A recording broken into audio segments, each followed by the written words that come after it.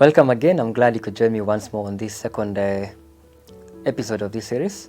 It's called Strategic Thinking in Spite of Competition. So in our previous session, we looked at the industry organization theory. And so we mentioned a little bit about the forces in the industry. And so in this session, I'd like to talk more about those particular forces in regards to the scholar Michael Porter in his work in the 1980s, titled, which rather brought in the aspect of the 5 forces in the industry. So I'm sure that's a very common exam question. It's a very common practical philosophy in the workplace, and that you have to actually encounter as a leader from day to day. So the main idea behind this ideology is that there are certain forces in the industry that determine whether or not and actually how well you can operate or succeed in an industry. These are usually 5 forces. We have the bargaining power of suppliers, the bargaining power of customers, the threat of new entrants, and of course the threat of substitution and rival competition.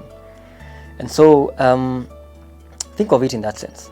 So for you to succeed in any industry, apart from the fact that the structure of the industry may or may not favor your existence, there is also the aspect of forces that may kick you out of business any moment. So as you work into an industry, as you propose entering into a new industry, as you propose investing or diversifying into a new industry, you must always ask yourself, what are the forces that you'll be subject to?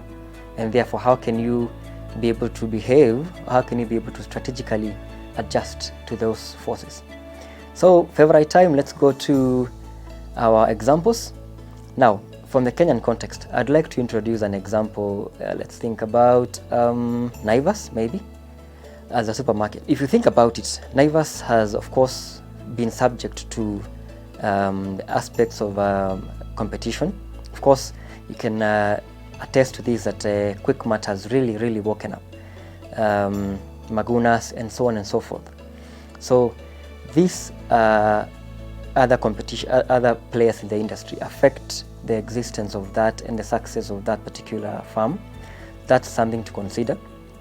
Of course, as we keep on getting more and more ways to shop, as we keep on getting more what we call them supermarkets coming up, then we have customers have a higher bargaining power. I mean, if Quickmart does not want to serve you, you can just as well go to the next supermarket down the street.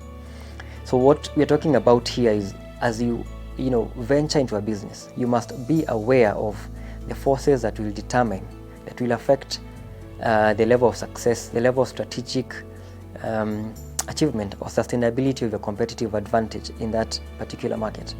So I'd like to bring up an example from the larger Global South region and mention a company like ShopRite.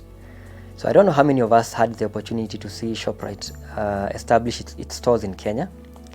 Did you? I don't know, I hope you did. But nowadays we don't see ShopRite anymore in Kenya. I don't know how many stores still remain open. And the whole idea behind that exiting of the market in Kenya, and I think also in Nigeria, was the fact that the firm was not able to compete locally with the different people, with the different players in the local industry.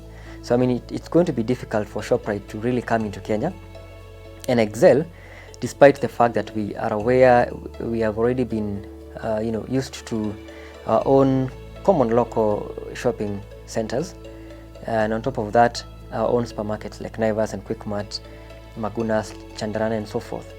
But I'd like to leave you with a very insightful thought. I'd like you to tell me why you think